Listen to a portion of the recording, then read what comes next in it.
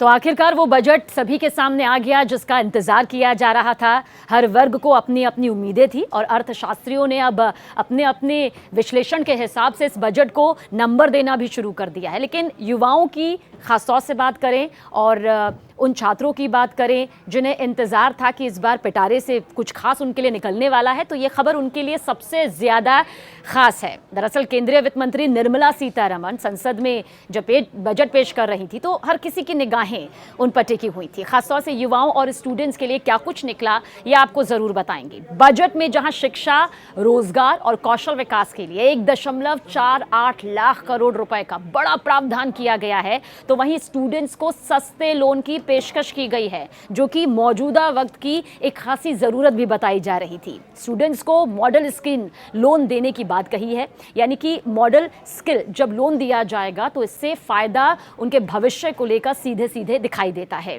वित्त मंत्री निर्मला सीतारमण ने अपने बजट भाषण में कहा कि सरकार हर साल 1 लाख छात्रों को सीधे ई वाउचर प्रदान करेगी, जिसमें ऋण राशि पर 3% की ब्याज सब्सिडी होगी। और इसके अलावा आप समझिए वित्त वर्ष साल 2024 से 25 के आम बजट में शिक्षा, रोजगार और कौशल विकास के लिए, जैसा कि हमने आपको बताया भी, 1.48 लाख करोड़ रुपए का ये बड़ा प्रावधान सामने आया है। साथ ही इसके अलावा बजट में 1 करोड़ युवाओं के लिए, ये बहुत बड़ी संख्या है, 1 करोड़ युवाओं के लिए इंटर्नशिप स्कीम का भी ऐलान किया गया। इस स्कीम ने सभी की निगाहें अपनी तरफ खींच भी ली, यानी अब इंटर्नशिप स्कीम भी यहाँ पर सामने आएगी, इसका ऐलान कर दिया गया है। ज़मीनी स्तर पर अब इसे पूरा करने की कोशिशें भी शुरू हो जाएंगी।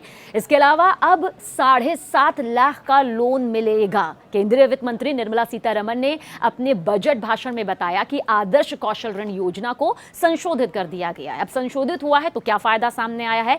दरअसल संशोधित करने के बाद अब 7.5 लाख रुपए तक की ऋण की सुविधा इसके तहत दी जाएगी और इससे जो बड़ी संख्या में, बड़ी तादाद में युवा हैं, उनको सीधा सीधा इसका फायदा मिलेगा। अपने भविष्य को लेकर उन्हें वो मजबूती मिलेगी अगर ये उन तक फायदा पहुंचता है। इसके अलावा उन्होंने ये भी कहा कि सरकार स्थानीय संस्थानों में उच्च शिक्षा के लिए, यानी कि हायर एजुकेशन के लिए 10 लाख रुपए तक के ऋण की वित्तीय सहायता की भी व्यवस्था करने जा रही है। यानी कि शिक्षा ग्रहण करने में, एक बड़ी शिक्षा लेने में उन्हें किसी भी तरह से कोई दिक्कत नहीं होगी। ये राशि कुछ इस तरह से उनके लिए मुहैया करवा दी जाएगी। और इसके अलावा जैसा कि आपको बताया, 1 करोड़ युवाओं को जो इंटर्नशिप का बड़ा फैसला लिया गया है, उसे लेकर निर्मला सीतारमण ने कहा कि 1 करोड़ युवाओं को इंटर्नशिप यहां पर दी जाएगी और इस इंटर्नशिप के दौरान करीब 6,000 रुपए का मानदेय भी दिया जाएगा। यानी कि जो मेहनत उनके जरिए की जाएगी इंटर्नशिप के दौरान, वो सीखेंगे भी, समझेंगे भी और अपना योगदान भी देंगे और साथ ही 6,000 रुपए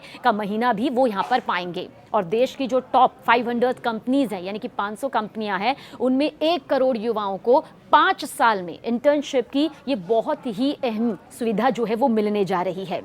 कंपनियों को अपने कॉर्पोरेट सामाजिक उत्तरदायित्व के तहत प्रशिक्षण का जो खर्च है और इंटर्नशिप की जो 10% लागत है उसे वहन यहाँ पर करना होगा। ये भी यहाँ पर नियम बनाया गया है ताकि किसी भी तरह से जो इंटर्नशिप करने के लिए बड़े युवा सामने आएंगे उन्हें यहाँ पर दिक्कत का सामना ना करना पड़े और एक बेहतरीन भविष्य की तरफ वो आगे बढ़ सकें। साथ ही मुद्रा लोन की सीमा का भी जिक्र कर लेते हैं, क्योंकि ये 10 लाख करोड़ से बढ़ाकर 20 लाख करोड़ रुपए कर दी गई है। यानी कि एक अच्छा खासा जो जंप है वो इसमें देखने को मिला है। 10 लाख से 20 लाख करोड़ रुपए, 10 लाख करोड़ से बढ़ाकर 20 लाख करोड़ तक।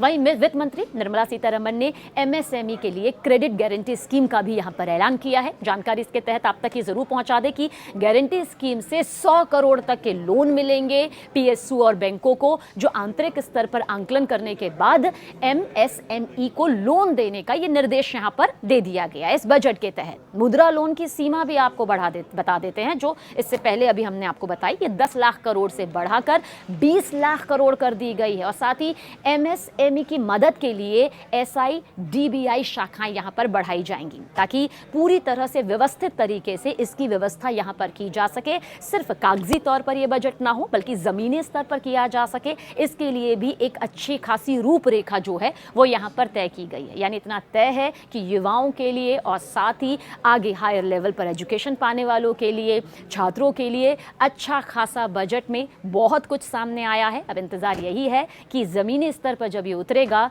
तो भारत एक कदम और आगे बढ़ता हुआ नजर आएगा। बजट से जुड़ी और भी जानकारियों के लिए हमारे साथ यूं ही बने रहिएगा और देखते रहिएगा न्यूज़ 18 इंडिया।